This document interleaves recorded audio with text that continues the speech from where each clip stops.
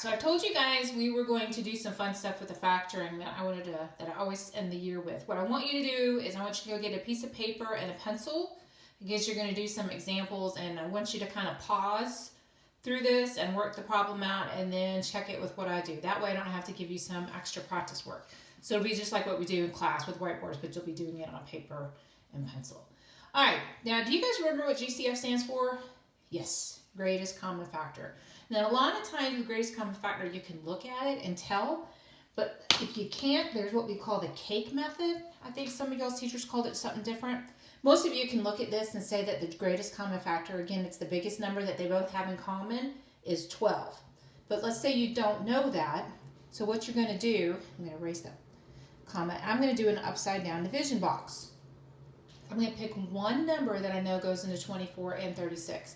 Well, I know 6 does. So let's look at this. 6 times what is 24? 4. 6 times what is 36? 6. Okay, so now let's look at 4 and 6. Is there a common factor of 4 and 6? Yes, 2. So I'm going to do another upside down division box, and I'm going to put a 2 in there. How many times can 2 go into 4? 2. And how many times can 2 go into 6? 3. Now, is there a common factor other than 1 that goes into 2 and 3? No, they're both prime, so we're done. So what you do to get your GCF is you take these numbers on the side and you multiply them together. So 6 times 2 is 12. So 12 is the greatest common factor. Okay. All right, let's look at 54, 30, and 72. Sorry, chair. 54, 30, and 72. So let's do an upside down division box. Well, let's see. Let's just start with 2. Okay. 2 goes into 5 2 times, and then 2 goes into 14, 7. 2 goes into 30 15 times, and then 2 goes into 7 3 times, it leaves me 12, and 2 goes into 12 6 times. Okay, so now I'm down to 27, 15, and 36. Now there's another one in common. I'm going to say it's 3. 3 goes into 27 9 times, 3 goes into 15 5, and 3 goes into 36 12. Now when I get to 9, 5, and 12, do I have a common factor? Nope, because what's 5? 5 is prime. So then these two together right here is what I'm going to multiply together, and so my GCF is going to be 6. Okay? All right, now let's look at something else. So y'all remember the distributive property. All right, this is when you multiply 3 times 5 and you get 3 times x, you get 3x, and 3 times positive 5 and you get positive 15. So what we're going to do with the factoring today using GCF, we're going to work a little bit backwards. So let's look at this.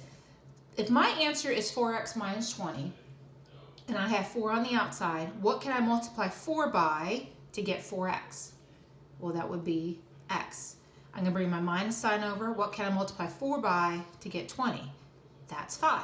So inside the parentheses would be x minus 5. So 4 times x minus 5 equals 4x plus minus 20. Now, let's look if we have the insides done, but we don't know the outside. So what would you multiply 2x by to get 18x? Well, that would be 9.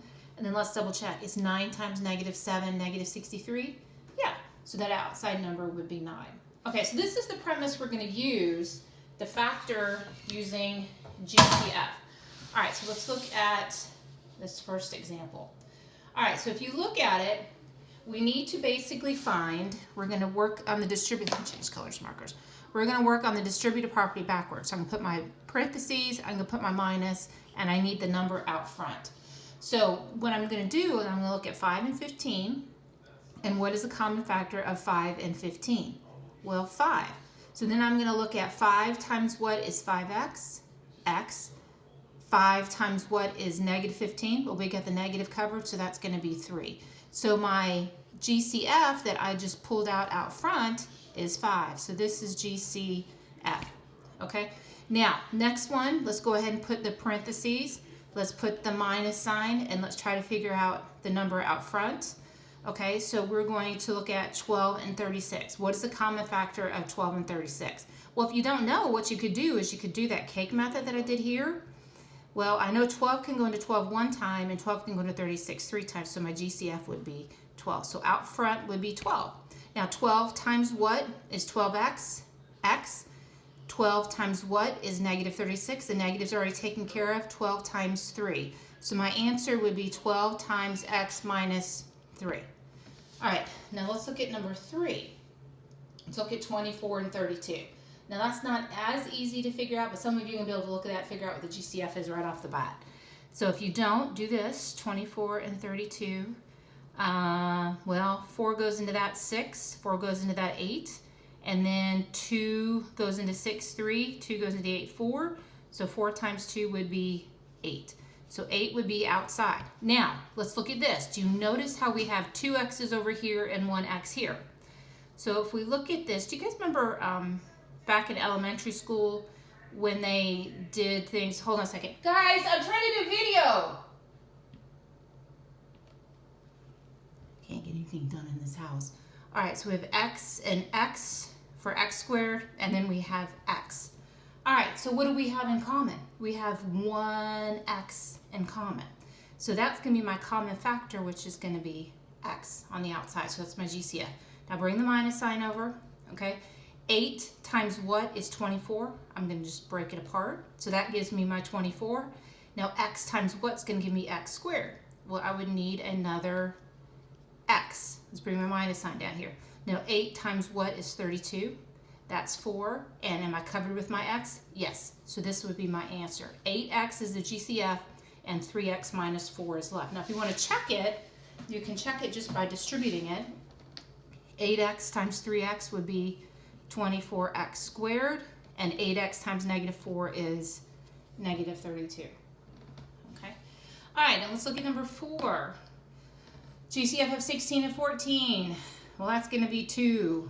Now look, we have 2 x's here, and we have 1 x here. How many do we have in common? 1. So I'm going to bring the 1x over here. Then I'm going to put my parentheses, and I'm going to put my minus sign. Now 2x times what is 16x squared? Well, 2 times 8 gives me the 16. If I have 1x here and I need 2, that means I need another x there. Now 2 times what is 14? That's 7. X, I need 1x. I need 1x, so I'm good. So that would be my answer. 2x times 8x minus 7. Okay? All right. Now, let's look at a trinomial. Ooh. All right, now here is a little bit of a hint. First of all, if you look at negative 21, 18, and 18, we've got to find the GCF of the number. Now, a lot of you by now, you're going to be able to look at this and say, well, that's going to be 3, which is good. You don't have to do the upside down cake method. Now, the next thing is, look, as long as you have an n in each term, then you know your n is, there's going to be an n as a GCF. The thing is, guys, I don't know if you have figured out, but when you finding the GCF of a variable that has an exponent, you pick the one that has the smallest exponent. So this is 1, so that would be your GCF, because watch, if I put 1 here, and then I have 3 n's here, and then I have 4 n's here, well, how many n's do they have in common? They only have 1 n in common, and that 1 n is there. So that's the way I look at it. I always just find the exponent, the smallest exponent of the common variable, and pull that out as your GCF. All right, so my GCF is 3. Okay, now I have n. We already talked about pulling an n. Now, if you want to, you can do this 2 ways. You could pull out a positive 3, or you could pull out a negative 3. I'll show you what it looks like either time. So let's go, or either way. Let's do this. Put my minus. I always put my signs. I'm going to deal with the numbers first. 3 times what is negative 21? That's going to be negative 7. 3 times what is negative 18? The negative signs cover, so that's going to be a 6. 3 times what is positive 18? The positives covered, that's going to be a 6. All right, now let's look at the variables. I need 1 n. I have 1 n, so I'm good. I don't need anything here. I need 3 n's. I already have 1 n, so what's 3 minus 1? 2. So I'm going to need 2 more n's here. I need 4 n's. How many do I have? 1. 4 minus 1 is 3 n's. Now, if you pulled out the negative version of it, all that's going to happen is everything's going to be inverse. It means their signs are going to be different. This is going to be positive 7. That's going to be positive 6n squared. And that's going to be negative 6n cubed. Okay. All right, let's look at 18, 63, and negative 63. Can you look at it and figure out what the GCF is? I always look at the smaller number. You got 18 is going to be 2, 9, 6, 3. Because again, I want to try to do this in my head. And bingo, 9 sticks out to me because I know 9 can go into 63. So, oops, sorry. Where's the square? somehow got messed up. So that's a 9. Now, I have an r squared and I have an r. I don't have an r here. So we can't use r as a GCF. It has to be in all 3 of them. So the only thing I can do is pull out the 9. So 9 times what is 18r squared? That's going to be 2r squared. Bring your plus sign down. 9 times what is 63r? 7r. 9 times what is negative 63? Negative 7. Again, the reason I can't have an r here, because if I have an r here and I multiply it by negative 7, I'm going to get negative 63r. I don't have an r there. So again, the only way you can have a common variable is if it's in all 3 or 4 or 5 terms. Okay, let's look at another one. All right, 10, 5, and 3. Ooh, I don't have a GCF for that. Did everybody agree? Yep, 3's prime, 5's prime. Nope, not going to work. So sometimes you may only have variables. So look, I have x to the 3rd, x to the 4th, and x to the 3rd. Which one's got the smallest exponent? X to the 3rd. So there's my GCF. I have x to the 3rd as one of them. I have a z to the 6th, a z, and a z. Which one has the smallest exponent? The z. So I'm going to pull out the z. All right, now, do you notice I have a y? But do I have a y on any of these? Nope. So I can't use y as a GCF. So we're going to have x cubed z as a GCF. I'm going to put my big parentheses. I'm going to go ahead and drop my signs just so I don't have to worry about it. And let's deal with the numbers first. Numbers are easy. I don't have anything out here. So this is going to be a 10. That's going to be a 5. And that's going to be a 3. All right, now let's look at the x's. I need to multiply these together to have 3 x's. I'm good. So there's no x. I need to multiply these together and have 4 x's. Well, I have 3 x's, so what's 4 minus 3? 1. I also need the z, so I need to bring the z down. Okay? Oops, I forgot about the z here. Oops, no. What did I do? Oh, let's just do them. Sorry, let's just do the x's first. Brain fart. All right, so then x to the 3rd times what's going to be x to the 3rd? I'm good. I've got it. So the only thing I'm going to have different y's is an extra x. So now let's look at the z's. I have 1 z here, but when I multiply them together, I need to have 6. So what's 6 minus 1? 5. So this is going to be z to the 5th. I have 1 z here. I have 1 z here. I'm good, so I don't need to put a z there. Now, I have 1 z here. I have 1 z here. I'm good, so I don't need to put the z. But what does this have that this doesn't have?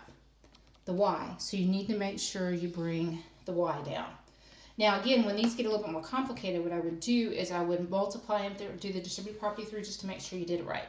So x to the 3rd times 10z to the 5th would be 10 x to the 3rd, 1z, 5z is going to be z to the 6th. So that part's good. All right, so then we're going to bring the plus. X to the 3rd z times 5x, that's going to be 5. 1x here, 3x here, so that's 4 x's. And then I have the z. Bring my minus sign down. I'm going to bring the 3 down. So x to the 3rd z times negative 3y is going to give me negative 3x to the 3rd z and y. And it ends up with what it was here. So we did it right. Okay. All right, so let's look at another one. All right, we've got 80, 40, and 56. Actually, negative 80, negative 40, and positive 56. Now, again, this is totally up to you if you want to pull out a negative GCF or if you want to pull out a positive GCF. For the heck of it, let's pull the negative GCF out for this one. All right, and then some of you may have to do this. 80, 40, and 56. Well, let's see. 8 goes into 80, 10. 8 goes into 40. Brain fart. 5. 8 goes into 56, 7. Is there anything common there? Nope. So it's going to be 8. So I'm going to erase this, and I'm going to put my 8. I'm going to pull out a negative 8 since I've got 2 negatives. All right, now let's look at the z's. I have 5 z's. I have 1 z. I have 2 z. What's the smallest z exponent? The 1. So z comes out. I have x's here. I have x's here. I have no x's here. So I can't use x's.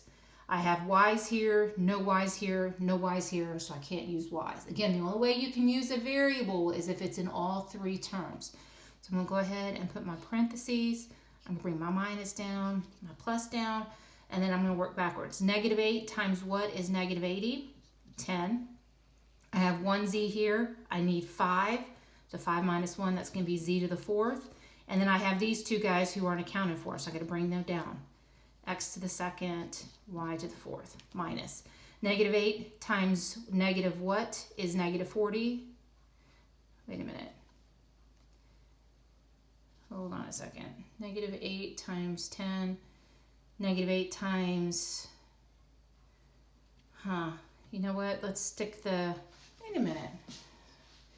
Negative 8 times positive 5, but that wouldn't be the same.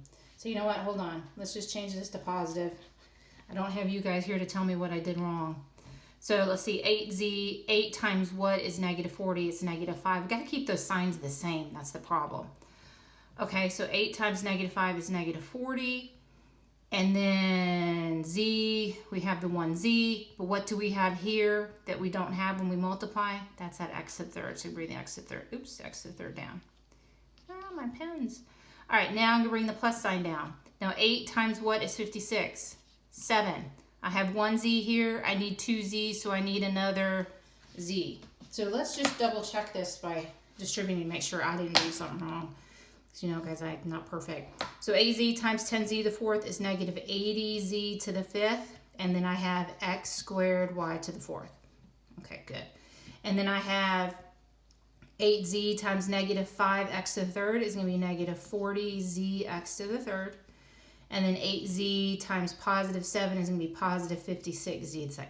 Guys, I could have gone ahead and done that negative. I just would have had to change the signs. So if you pulled the negative out, you would have had this. You would have had a negative 8z. This would have been positive 10z to the 4th, x to the 2nd, y to the 4th. This would have been positive 5x to the 3rd. And this would have been negative 7z. Okay? So if you can see, it's just a complete opposite, the inverse. Okay, so I could have done that.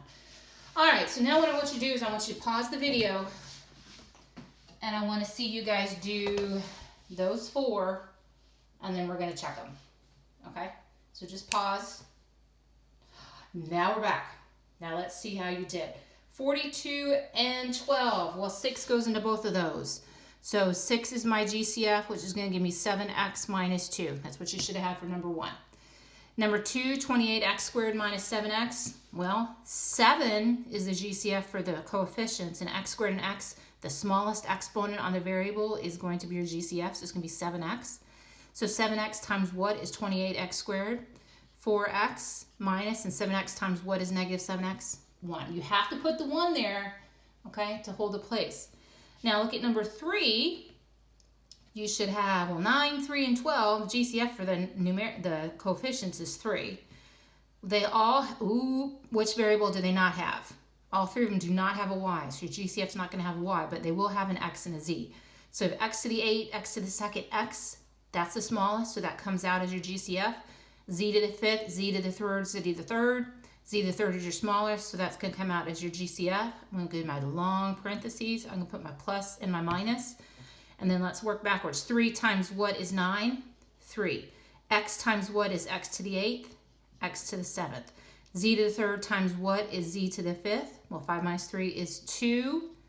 And then that, we need to put that y to the 3rd down, so the y to the 3rd goes here. I'm not giving myself enough room. All right, plus 3 times what is 3? 1. We don't have to put that. X times what is x squared? X. Z to the 3rd times what is z to the 3rd? 1, but we don't need to put that. And then I need to bring the y down. Bring your minus sign down. 3 times what is 12? 4. X times what is x? X. We would want, 1. We don't need to put it down. Z to the 3rd times what is z to the 3rd? Well, we already have it, z to the 3rd, so we are done. So it should have been 3xz cubed times 3x to the 7th, x to the 2nd, y to the 3rd, plus xy minus 4. All right, the last one, 50, 40, and 10. Well, that's easy. 50, 40, 50. Start giving the answer before I read the question. So that's 10. I have xz, xz, xz, y. All right, what letter is not going to be part of the GCF? The y, because it's not on all 3. So we have x to the 4th, x to the 1, and x to the 1. So x to the 1 is the smallest, so it's going to be the GCF. Z to the 5th, z to the 7th, z to the 6th. Well, z to the 5th is the smallest, so it's going to be the GCF. So let's do the parentheses. 10 times what is 50? We're working backwards. 5. X times what is x to the 4th? Well, 4 minus 1 is going to be x to the third. Again, they have to add up to equal the exponent. Z to the fifth times what is z to the fifth? Well, that would be 1, but 1 times 5x to the third is going to stay the same. So plus 10 times what is 40? 4. X times what is x? Well, 1, but 4 times 1 would be 4, so we're not going to worry about it. Z to the fifth times what is z to the second? Well, I need 2 more z's, so that 5 plus 2 is 7. Bring my minus down. 10 times what is the negative 50? We've got the negative cover, so that's going to be 5. X to the 1 times what is x to the 1? 1. Negative 5 times 1 would be 1. Z to the fifth times what is z to the 6? Well, 6 here, 5, we need 1 more, and then our lonesome y. So that would have been the answer for number 4. Okay? All right, that's part 1. Now I got another video for you to watch about factoring by grouping.